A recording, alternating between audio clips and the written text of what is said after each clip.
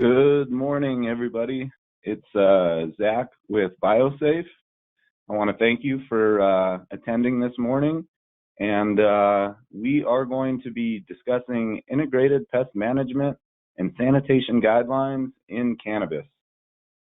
The photos from this presentation were taken by me or pulled off of Google, so I wanted to make sure to give credit where credit is due, so to speak. So one of the most important parts of any integrated pest management and cleaning protocol is scouting and proper product implementation, i.e., you need to know what you're dealing with to be able to address it effectively. There are many different pathogens and pests that indoor, outdoor, and greenhouse growers encounter.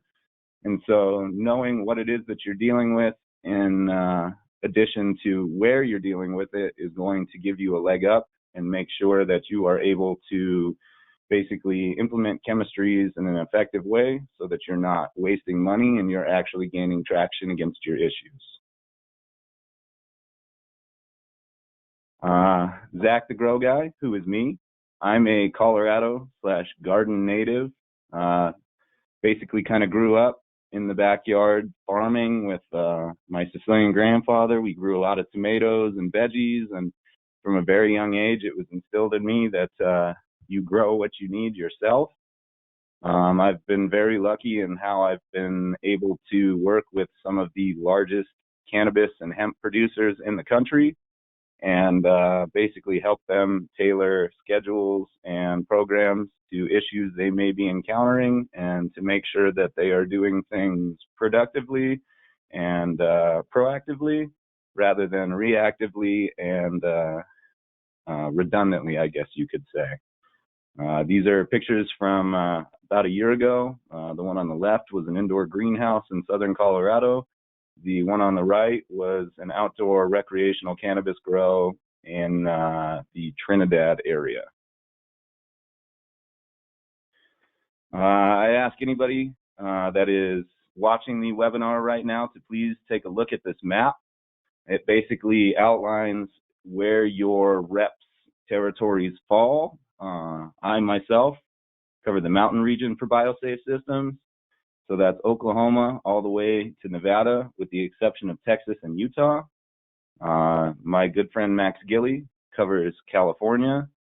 My good friend Sarah Brockman is Pacific Northwest. Our new and awesome rep John Kanya is covering the Great Lakes region. We've got Eric Smith in Texas all the way to Florida. James Atkins covers the South, I guess you could say, with Mike DeRubo picking up the New England area. If you guys have any questions regarding anything that we've talked about here today after the presentation, please reach out to your regional rep for site visits and things like that, and they will be able to accommodate you. So part of teaching somebody something is having them relate to the information that is given. And I personally use Simpsons references all the time, and I think that it's a great comparison to what I'm referencing because of the fact that if you can take something that you've learned in a different aspect of your life and relate it to a situation that's occurring now, you're probably going to remember what to do. And so rather than, rattle off active ingredient names or, scientific names for a predatory species of insect or something like that, I try to make it relatable for the grower so that the next time they come into that situation, they can draw on their memory bank, so to speak, and remember the information that they were taught so that they're able to implement, a product or procedure effectively. And again, allowing them to do that is you have to make the information personable. There's a big difference between knowledge and experience. If you look at the gentleman on the left side there, he probably spent a buttload of money on all his gear, but it's obvious that even though he read every book on how to do it, he's never actually gone out there and done it. He's having a real hard time. Whereas you look at the group of people on the right there, they definitely know what they're doing. They've, you know, used their knowledge and gained experience and have been able to, you know, basically maximize the effort that they're putting out because they know what they're doing is efficable. So not to say that knowledge is a bad thing, but knowledge without experience is basically fishing in the ocean and getting smacked in the face. You need to make sure that what you're doing is tried and true. And even if you personally don't have the experience, there's lots of resources out there today for growers to be able to bounce ideas off of one another. And, you know, the experience is out there. You just have to find a reliable source and, you know, basically correlate your knowledge to the situation and, you know, come out on the other side to gain the experience. It's never a mistake if you learn from it. So, you know, any grower that's afraid to try something new, I understand. But at the same time, cutting down a crop and starting over does not allow you to gain any experience. And if that situation ever arises again, you really don't have a whole lot of previous knowledge or experience to draw through and say, hey, we tried this last time, it didn't work, let's try a different approach. Or last time we implemented XYZ and it seemed to be effective. So the crux between knowledge and experience is what really allows growers to succeed. So IPM, what does that really mean? Obviously, it's a moniker, but IPM is a systematic approach to any issues that a grower might face and be able to, you know, address and mitigate them before they become full-blown problems rather than just, you know, pop-ups. If any grower has told you that they don't have bugs or have never had bugs, they need to keep growing a little bit longer because nature is a lot better at this than we are. She's going to find her way in, whether it's a pathogen or a pest pressure situation. And having a game plan is key for anything that you may encounter. Even though it may not ever arise, having something on the books to be able to deal with, you know, said scenarios is going to give you a leg up in the beginning because you're not just going to be throwing stuff at the wall and seeing what sticks at that point. I, obviously that stands for integrated. Really, growers should use chemistries that complement one another's effectiveness. For example, using a product like Xeritol, which is something that BioSafe Systems manufactures, and then following up with a biofungicide such as Cease or Serenade is going to exponentially increase the efficacy rather of the Cease or Serenade or double nickel because of the fact that you have basically cleaned the slate before putting down the microbial inhibitor. And so, you know, basically by using them in conjunction, you're going to get better longevity out of both products and potentially increase your window of application, you know, by 3 to 5 days, depending on your environment. You know, something that a lot of growers will do, and it's not necessarily their fault, but they'll use the same mode of action through multiple products because some of the lists have been set up in ways where we're not looking at active ingredients, we may be looking at trade names.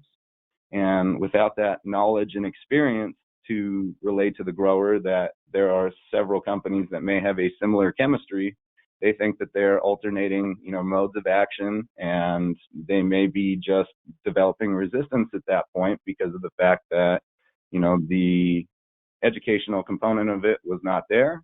But I'm here and my team is here to make sure that, you know, if you guys have any questions about chemistries and how they should be coupled together, tank mixed, or, you know, not sprayed, we can provide you some insight on the best way to do it. And that way you're not wasting money, time, or crop space. P obviously stands for pest. Pests will find their way in regardless. You know, like I said, Mother Nature is a lot better at this than we are. If you create a perfect environment for them to be able to grow, minus the predatory species that would be present in an outdoor environment, and they grow unchecked, certain species of insects can get out of control very quickly. The top photo there, I'm sure everyone has seen spider mites before. The second photo is aphid. The third photo being thrip damage. Those seem to be some of the most common pests that indoor growers deal with. They also seem to be some of the most voracious. Aphids, for example, have the ability to produce asexually in the spring and summer months. And if we think about what a greenhouse / warehouse is, it's a perpetual spring summer environment. So we run the risk of, resistance to certain chemical controls, and they're just generally not a good thing to have in the garden, because I've seen, basically an adult female give birth to live offspring that was pregnant with eggs. So it was almost like a tray hatch had occurred at that point, and leaving something like that unchecked, before you know it, it could be to a point where you're just in damage control mode and trying to salvage things, rather than being able to hit it on the front end and still harvest a good crop. Thrips are also very voracious, because a lot of times people don't realize that they're not just a canopy pest. There is a pupal state of the western flower thrip that will actually live in the top few inches of the soil. And so when a grower is addressing an issue like that, they need to make sure that they are not only treating the canopy, but they're treating their media as well, because if we miss that stage of life cycle, they're never going to go away. And then obviously on the right there, we've got some pretty voracious botrytis and powdery mildew. PM or powdery mildew can pop up overnight, so that one is not necessarily as much of a negligent pathogen. But with botrytis, when you have big colas and you're getting towards the end of harvest, part of that scouting and product implementation is looking in the centers of your colas to make sure that you don't have that anaerobic environment starting to occur, and for those pathogens to basically get out of control at that point. So again, one of the biggest components to any spray program is making sure that you're being diligent and targeting the areas that need to be targeted. M obviously stands for management. Again, being a good grower doesn't mean that you won't get bugs. They'll find their way in regardless. You can go to some of the fanciest ornamental nurseries in the United States, and they have a comprehensive integrated pest management program, because they understand that certain things find their way in, and that the only thing you can do at that point is address the situation. Obviously, a proactive approach is going to give you a much better crop. If you're spraying before you see infestations and you have a schedule of scouting and product implementation, you can harvest top shelf quality stuff and get premium dollar for it. If you get complacent and allow yourself to get into a reactive mode, it's going to be bad on multiple levels. First and foremost, it's more expensive, because if you're treating a situation that's already out of control, it's going to take more chemistry to achieve said level of control. It's also going to degrade the quality of your product if you have to spray multiple times to achieve said level of control. One of the worst things that a grower can tell you is that they've got XYZ, but that it's not that bad. And basically what they're telling you is that they know that they have an issue, but they either don't want to address it, or they're not exactly sure how. And so don't let yourself get into a situation where you're saying, oh, we have some mites, or we've got a little mildew, because holding that door open, so to speak, is going to allow other pests and pathogens to find their way in. If we kind of look at how nature works on multiple levels, a lion never hunts a full-grown, happy, healthy gazelle. It always goes after the sick one, the weak one, the old one. And if we're in a situation where we've got weak ones in the herd in a garden, we've just created a disease / pathogen vector for things to find their way in and have an easy meal. So the idea is to mitigate issues before they ever actually become issues. So there's no C in IPM. What gives? There's an adage that cleanliness is next to godliness, and that an ounce of prevention equals a pound of cure. If you can thoroughly clean your growing environment in between runs, you're going to mitigate the chances of cross-contamination from issues that could have occurred from your last run. And, replicating a pest or pathogen problem is detrimental to any operation. So thorough sanitation is key. And, dirty environments breed disease. So if, there are corners that are cut in terms of, post-harvest sanitation and reset, the instance of issues replicating themselves go up exponentially. On that picture on the right there, we actually have our biofoamer in action with Sanidate 5 and biofoaming agent. This is a very good way to clean your room, both, if you've got a perpetual environment, it allows you to spot treat and clean exactly where you're trying to. If you do a complete reset of your environment, it ensures that you get the proper contact time on all your vertical surfaces, and the foam is able to penetrate into every nook and cranny that could be there, and basically create an environment, in the case of Sanidate 5, that will meet FDA requirements for food safe. With a no rinse required and a 1 hour reentry interval, literally you could have a crew go in, take a room down, sanitize it, go to lunch, come back and reset it with a minimal loss of productivity. And as we all know, time equals money. So the fact that there is no rinse required and literally a lunch break needs to elapse in between workers coming in and or going out and coming back in, it's kind of a no-brainer with the Sanidate for sanitation.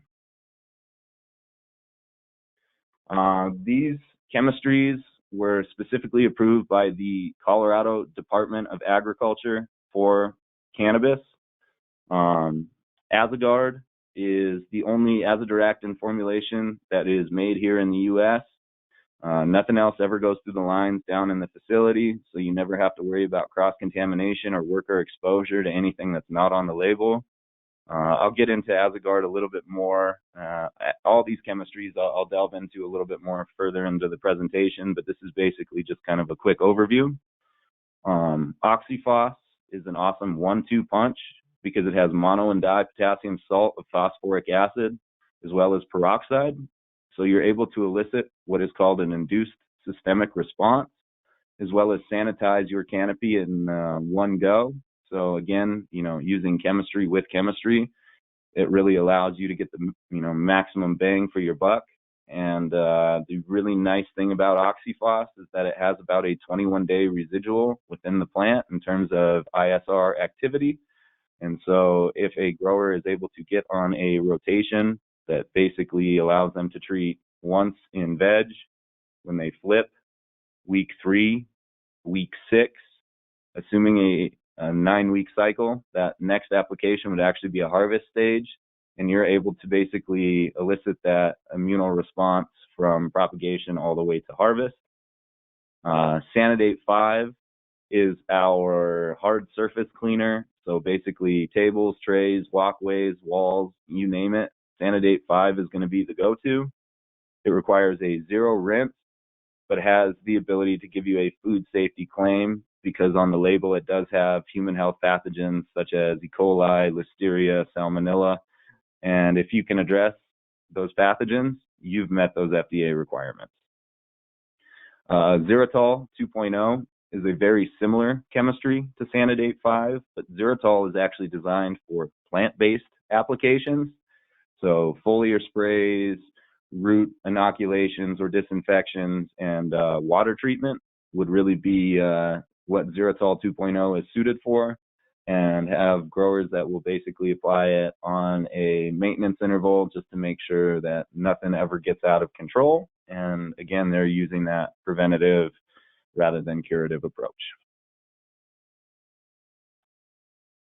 Some of our biostimulants and additives that we also use in the industry would be TerraGrow. TerraGrow is an awesome microbial biostimulant that contains 5 different bacillus strains, a trichoderma species, as well as kelp and humic acid.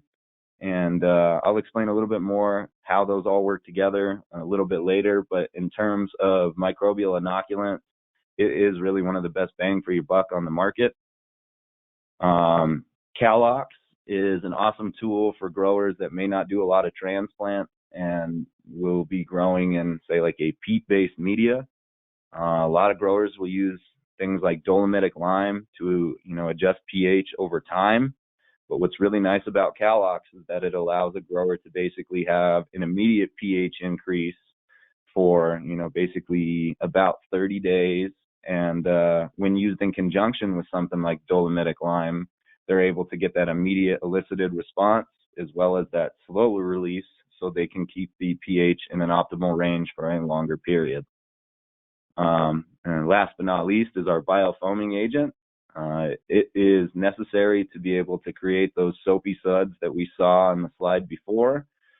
Basically, the biofoaming agent is added to the reservoir with the cleaning chemistry, and then that is hooked up to a air compressor, and it is applied via a biofoaming applicator. And again, it allows you to get a lot better permeation into nooks and crannies and gives you that vertical surface contact time that is required for proper sanitation.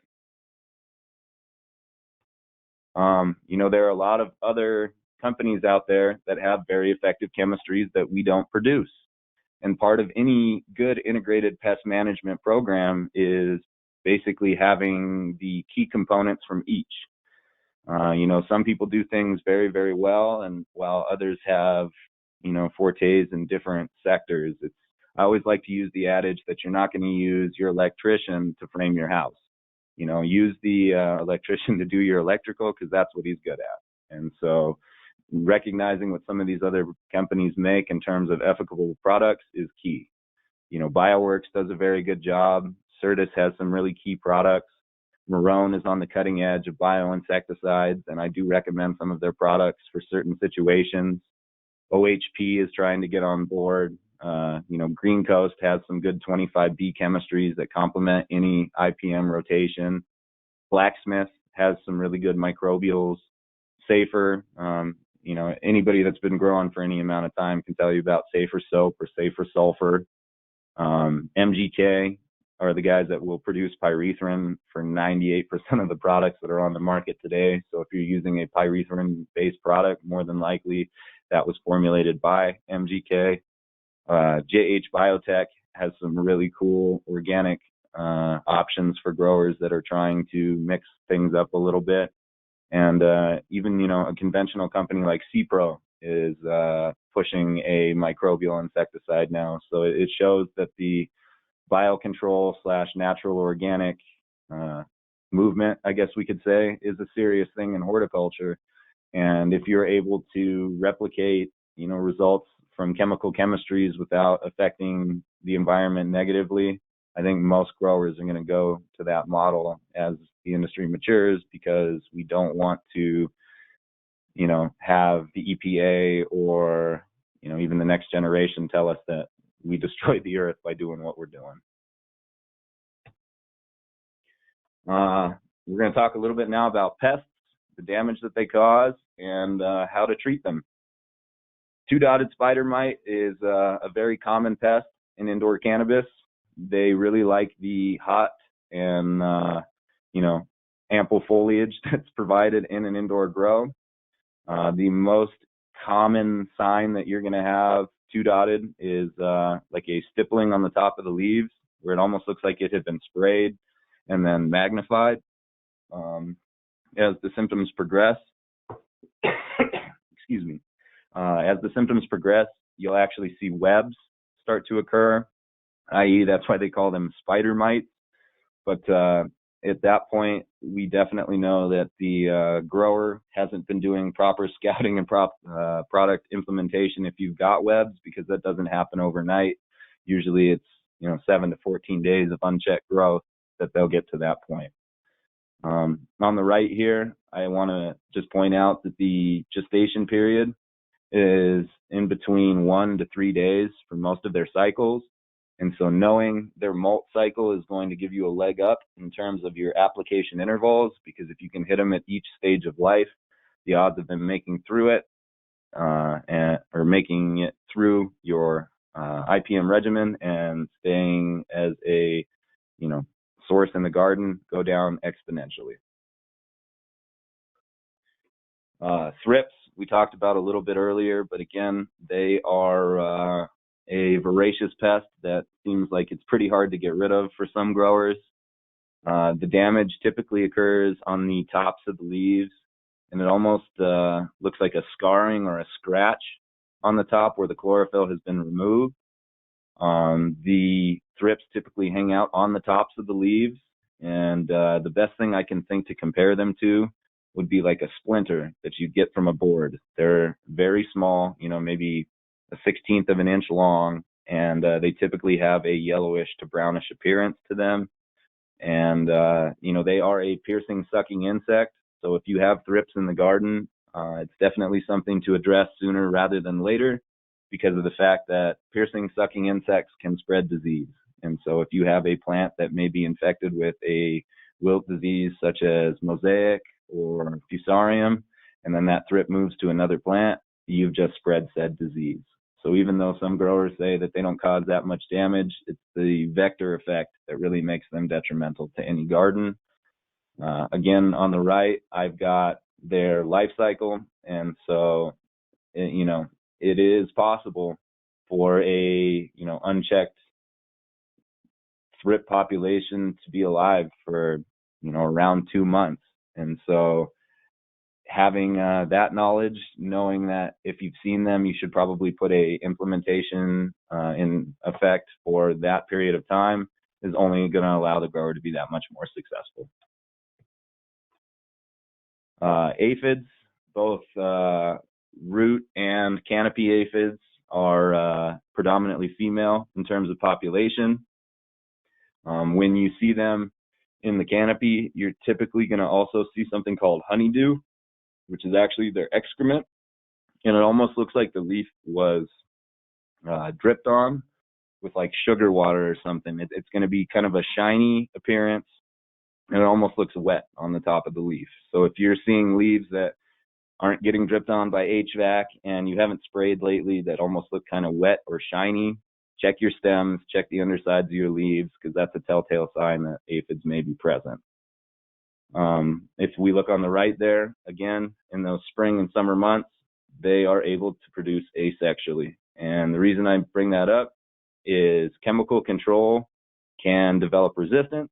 And if mama is resistant to what you're spraying, all her offspring also become resistant. And so, the product rotation is key to make sure that you're still getting efficacy out of what you're spraying, drenching, what have you, and you're not developing said resistance. Root aphids are a pretty big problem because of the fact that they are kind of sight unseen. A lot of growers don't know they have root aphids until the symptoms have become severe enough to where it's starting to affect the canopy, and they are in that point in reactive mode rather than proactive mode. If we look at the picture here on the left, root aphids typically cause something referred into the industry as tacoing. Russet mites and broad mites also cause a form of tacoing, but the main difference between the two is if we look at the picture on the left here, we can see how it's just curling on the periphery.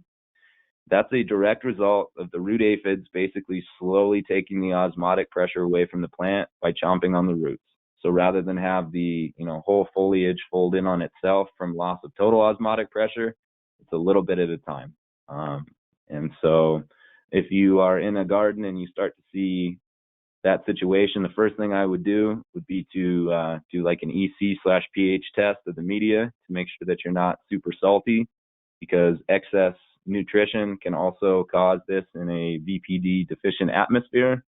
But more than likely, if you're seeing it this pronounced, you probably have root aphid. And something interesting about them is by the time you see flyers, it's at a point where either the population is such where they're no longer able to feed themselves effectively, or they've been exposed to some type of chemical/predatory control. That's why root aphids are bad flyers. When you see them in an environment, they almost look drunk. Like they'll fly into the lights, they'll fly into the trays. They don't really know where they're going, and that's because that second instar stage where they fly is just an evolutionary adaptation to basically get out of dodge. There are some growers that will ask you what's the difference between a root aphid and a fungus gnat, and unless you have a super high power scope to be able to tell, the easiest ways to differentiate is a fungus gnat is going to have a very defined abdomen and thorax.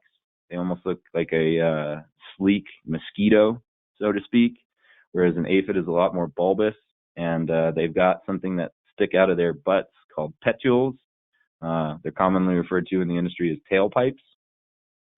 So that's one way to distinguish between the two relatively easily, as well as wingspan. A fungus gnat's wingspan is going to be proportional to their body size, whereas an aphid's wingspan is probably going to be about a third longer than their little stubby bodies. So if you see, basically little round insects, black insects with long wingspans, more than likely you're dealing with root aphids instead of fungus gnats. And, being able to address them with a proper sprench, which is a hybrid of a spray and a drench protocol, is what many growers do to basically eliminate the infestation. Russet mites, we talked about a little bit, but if we look here on the left, we can see that tacoing, how it's much more pronounced, and basically the whole leaf is folded in on itself. Also, if we look at that new growth, it's basically coming out completely tacoed with a complete lack of chlorophyll. It's almost yellow instead of green. That is a telltale sign of russets and broads. And the thing that they leave behind before it gets to this situation is it almost looks like brown dust or powdery mildew. So if you're in your garden and you're doing some scouting, slash product implementation, you're looking for hot spots and you see a plant that's got some brown looking dust on it and it's not cocoa fiber, I would recommend getting like a plastic bag, removing some leaves, and throwing those leaves in the freezer in that bag for about 2 hours. That way you're going to immobilize any of those pests so that they're not able to boogie on out. Russets don't move quite as fast, but broads have the ability to basically get off that leaf in between when you pluck it and when you get to your scope. And so for scouting for those types of pests, I always recommend basically taking a Ziploc, getting it cold, and then looking at it, because that cold is going to slow down their metabolism and it's going to make them a lot easier to spot. If you look on the right there, that's actually a close-up of what russets look like. To me, they kind of resemble maggots, and they are quite gross once you have them. Powdery mildew is kind of, I kind of refer to it as like the weed that grows on weeds. It has the ability to basically land on leaf tissue and put down what's called hyphae. And the thing about hyphae is you will not be able to treat it with just a typical surface disinfectant because it gets into the cellular tissue. And so that's where something like oxyphos, that allows the plant's own defense system to really kind of kick into gear and mitigate pathogens, comes into play. Because if we look at that photo on the left there, we can see where it's sporulating. But if we look on the leaf tissue itself, all those lines, or they almost look like comm cable that's running across the surface of the leaf, is the hyphae. And so we can treat where it's sporulating, but if we don't get rid of that hyphae, it's like a dandelion in terms of how each time it comes back, it's going to be more voracious, harder to get rid of. And it basically, by not getting rid of the root system, so to speak, each time it's going to be a little bit stronger that it reappears. The other thing about powdery mildew is that it compromises your plant's immune system. And so a lot of times you'll see a plant that has powdery and spider mites, or powdery and thrips, or powdery and then botrytis. Because of the fact that the plant's immune system is already compromised, again, to go to that analogy about lions and gazelles, you've created the weak one in the herd, and so nature is going to try to eliminate it with all the ammunition that she can bring. And so, basically identifying this stuff early and treating it effectively is going to allow you to have much less instance of crop loss and, or curative rather than preventative. Botrytis is a huge problem for warehouse growers, especially in the fall and winter months because of the ice water glass theory. You've got a cold glass ice water on a hot day. What does it do? Sweats.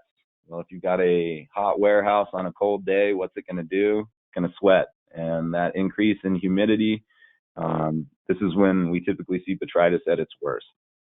The worst part about this pathogen is that it typically doesn't occur until the final stages of growth, week 6, week 7, week 8 of flower. And basically it needs high humidity and low airflow to be able to propagate itself effectively. A lot of growers that have experienced botrytis problems have been able to remedy it with a application of xylitol at a 1 to 100 rate, mixed with a non-ionic surfactant such as cocoa wet or natural wet, and then implementing, I know it sounds silly, but those old tongue depressor style popsicle sticks that you can get at Hobby Lobby, if you can break it at a 45 and actually pull the affected cola open and stick that 45 angle into that part of the bud where the stem and cola basically have come apart to increase that airflow, you're going to see much less incidence of botrytis reoccurring. And with microbial testing being a real thing, it would be very unfortunate for growers to get to the final stage and then fail because of something like this. So there are strains that are susceptible to it, but we definitely have options to be able to take care of it. Pythium and Fusarium are a couple of the most common root-borne pathogens that cannabis encounters. Pythium is basically a root-borne disease that happens when there is stagnicity in the water or an abundance of organics. Basically, it makes your roots kind of slimy and brown. The nice thing about Pythium is that you can actually treat it effectively and harvest the crop, and that it's not going to be something that will stick around exponentially like the next thing I'm going to talk about, Fusarium.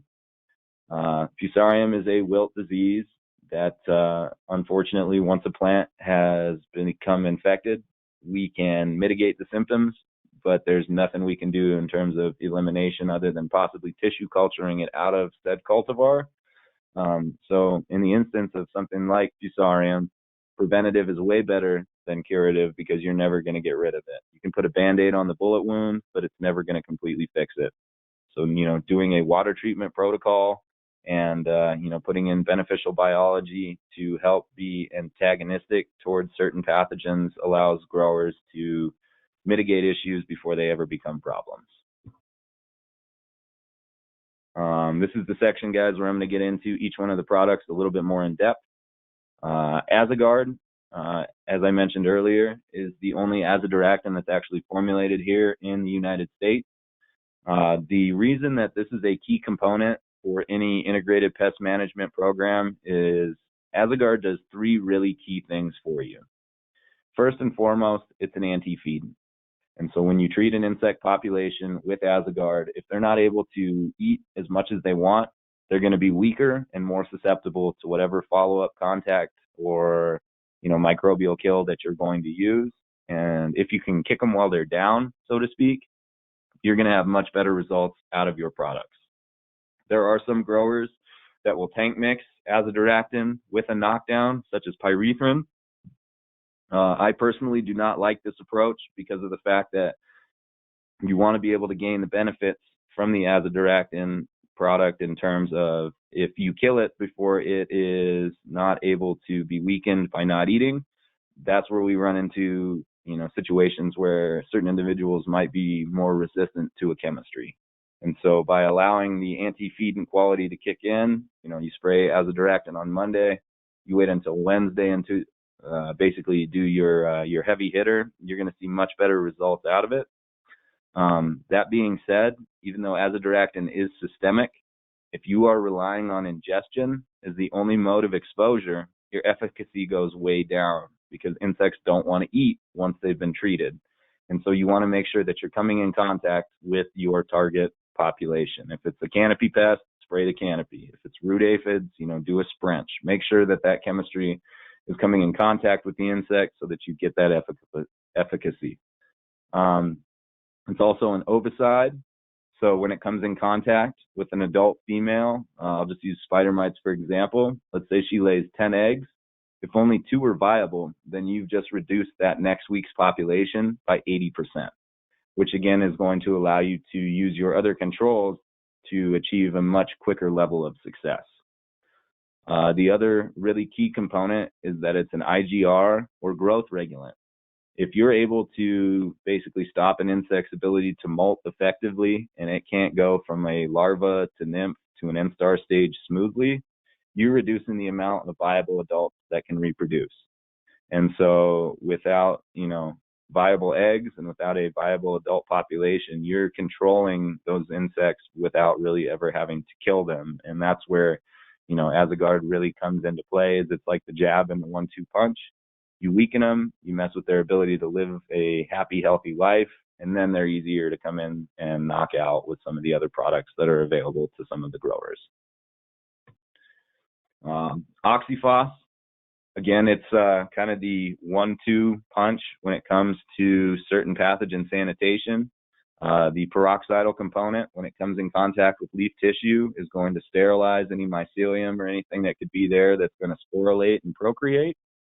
And then those induced systemic response benefits, it's almost like giving your plant a flu shot, and so that it uses its own defense system to get rid of those hyphae that could be left behind from something like powdery mildew, so that it's not able to come back each time. Again, the interval is about 21 days. So having a 3-week spray schedule with Oxyphos allows a grower to basically put it out as needed without sacrificing, efficacy. The other really cool thing about potassium phosphite or mono and dipotassium salt of phosphoric acid is that it is systemic. So in a situation where you may have decent level pathogen control going on and you don't want to get your calyxes wet, let's say week 6, there's actually a chemigation application of Oxyphos that you could do and basically still elicit that response without getting your, flowers wet and degrading your potency that way. There are some other products on the market that are known as SARs, which stand for Systemic Acquired Resistance Products. And if we were to compare the two on a bell curve, an ISR, it's elicited immediately, but it tapers off a lot quicker, whereas an SAR takes a much longer time to get to that optimal level, but it sticks in the plant for a longer period of time. I've had many growers that will actually tank mix Regalia from Marone with Oxyphos to basically get that 1-2 punch where they're getting an ISR and an SAR response, and basically, using 2 different channels within the plant to trigger maximum immunity, so to speak. TerraGrow is our biostimulant. It has 5 different strains of bacillus, as well as the kelp and humic acid component. I really like the fact that we have added the Bacillus lycoformis and Maggitarium, because they are known for nitrate reduction and phosphate fixation. So they're basically going to allow you to push your base nutrients that much further. You couple those species with humic acid, and you've basically enhanced your unsoluble nutritional factor exponentially. We also add trichoderma in there, which helps keep things happy, healthy, and clean. The kelp component is also key to any grower, because if you are able to give the auxins, cytokinins, and gibberellins from a Asaphia nodosum, which is the North Atlantic sea kelp, to a plant that's in an optimal environment, you can increase that growth exponentially. If we think about where kelp grows, it's in the bottom of a deep, dark, cold ocean, but it's green. So that tells us that it still photosynthesizes. And so by giving all those components from kelp to a plant that's got optimal nutrition, perfect environment, and plenty of light, those plants are able to basically grow better than they would be able to without that component. Also, the thing with TerraGrow is the price point versus a lot of the other microbial inoculants that are on the market. Basically, you're going to be running anywhere from half to 1 gram per gallon, depending on your media, for a re-inoculation rate. It's anywhere from 1 to 1.5 pounds per acre for an outdoor application. But here in Denver, a 4-pound container retails for about $80. So, $20 an acre to be able to treat plants is a awesome price point versus some of the other inoculants out there that are several $100s for a couple pounds.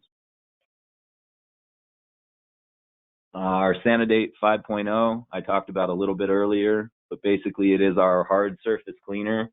I really believe that it is the crux of safety versus efficacy in terms of how it breaks down into oxygen and water, the requirements for PPE versus some of the other gnarlier sanitizers that are out there.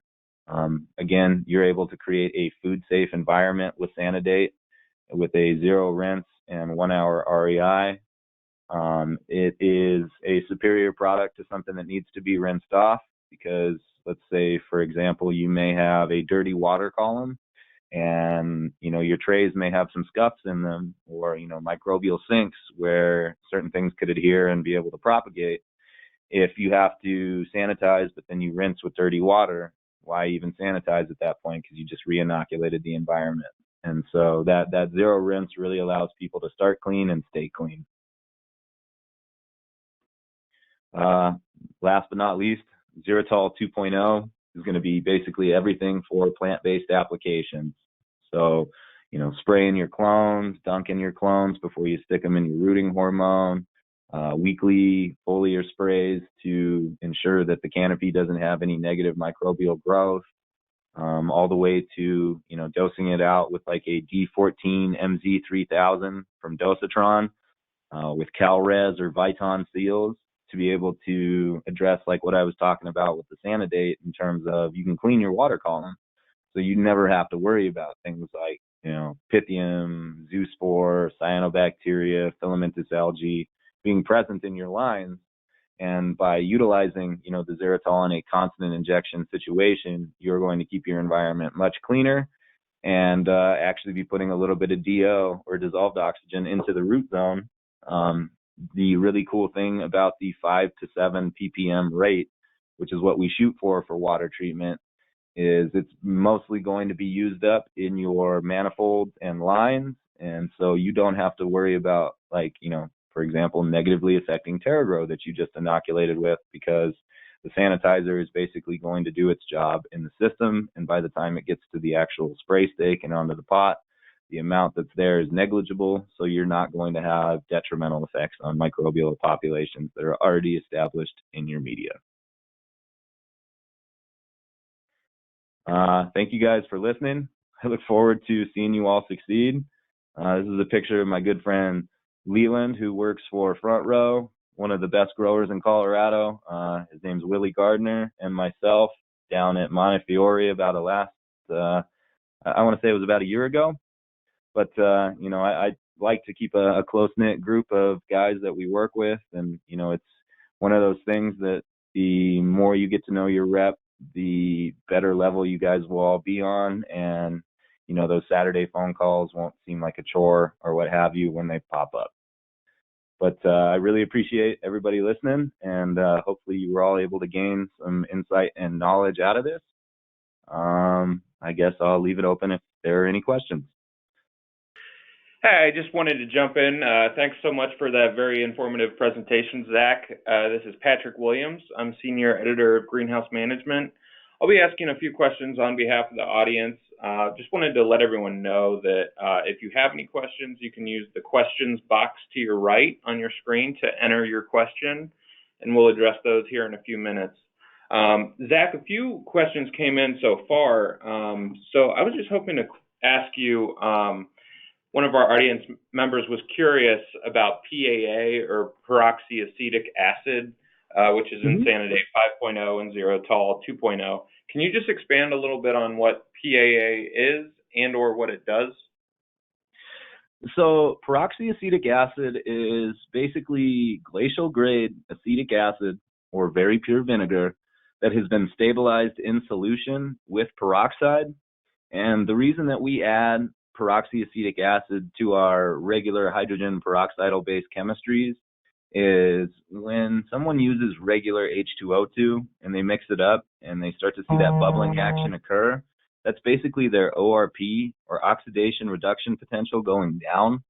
And so the thing with conventional H2O2 is the degradation of it is almost immediate and exponentially more so, in terms of, like, if it takes a grower, 2 hours to spray down a room that they are trying to sanitize, 5 minutes in, they probably have a decent level of sanitation going on. But, if it's a hot room and, the water isn't necessarily the cleanest, for example, like if they use tap water that's, dirty, they might be spraying plain water or pathogen on the end of the, spray cycle, because of the fact that that degradation occurs. The cool thing about PAA is that really it only breaks down when it comes in contact with the pathogen. And so if it takes that grower 2 hours to spray that room, he can be confident that 5 minutes in, 1 hour in, 2 hours in, he's going to have that comparable level of sanitation occurring. Thanks for that. On kind of a similar topic, someone asked, can Sanidate be used in place of xylitol? For water treatment, if they are doing more than 6,000 gallons a day, we can use an Editron injector to basically get them at a rate of about 1 to 10,000. So they're able to clean the water column. But really, the Sanidate is more designed for hard surfaces, because the 5% PAA doesn't necessarily play well with certain varietals, where we found that 2% PAA is kind of the crux of efficacy versus detriment, in terms of most varieties can take a 2% and still have a good result from the spray without burning the foliage, whereas a 5% PAA on certain varieties can cause phytotoxicity. Someone else asked, can you comment on fogging xylitol or Sanidate for sanitation versus foaming?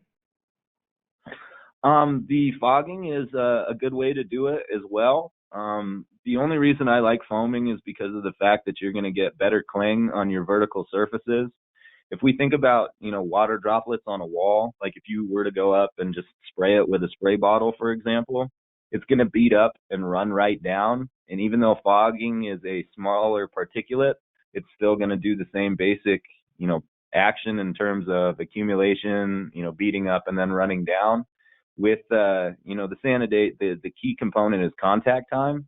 And so by putting that foam there and giving it the cling, they are able to ensure that they've sanitized the environment effectively and use less chemistry to do it, because if they have to fog the environment twice to get that contact, well, then they just mixed up 2 reservoirs and spent double the amount of money they normally would have. Someone asked if you can repeat the use of Sanidate in the cleaning water supply. They said they collect hundreds of gallons of water in the warehouse daily, but have a problem with keeping growth out. For a water treatment rate, they would basically want to be at a ratio of 1 to 7,000 on the high end to 1 to 10,000 on the low end. And they are able to achieve that through a Editron peristaltic injector that basically has a flow paddle that they put on their outline, so to speak, and it's able to basically communicate with that injector and say, okay, we've had, let's say 10,000 gallons come through, so we need to do 1 part of solution or what have you. And so it's able to automate itself and basically inject as needed. At that point, what we typically recommend is that the grower gets what are called Lamotte PAA test strips, and then to go to one of their emitters in one of the gardens and basically test what's coming out of that emitter to make sure that they have the proper level of PAA present in the line. So someone asked, what's the best way to treat root aphids, would you say? If they could send me an email, it's a very involved process and it has multiple steps. I would be more than happy to put together a program for them, but it's not something I can just rattle off real quick. There's probably 11 different steps, and so I want to make sure that they've got all the information. Great. And I think that's a good lead in to just mention that if anyone has any further questions, they can reach out to Zach directly. We will be posting this webinar on our website and sending out an email to the audience. So that will contain Zach's contact information as well. So yeah, look out for that email here in the next few weeks. That should go out in the new year. We'd also like to mention that our sister publication, Cannabis Business Times, will provide education about cannabis and hemp production at its 2020 Cannabis Conference, and that's taking place April 21st through 23rd, 2020 in Las Vegas. Specific to the topic of pest control, ethnobotanist Robert C. Clark will present on cannabis critters from 10 a.m. to 11 a.m. on the 23rd. Early bird registration for the Cannabis Conference expires next Friday, December 27th, when prices will increase by $100. Again, we'll be sending out an email to everyone who attended, and we will also have the webinar on our site here pretty soon. So yeah, that wraps it up for today. We'd like to thank you, Zach, as well as our audience once again, and hope you all have a great rest of your day. Thanks everybody for listening, and I'm sure we'll all talk soon.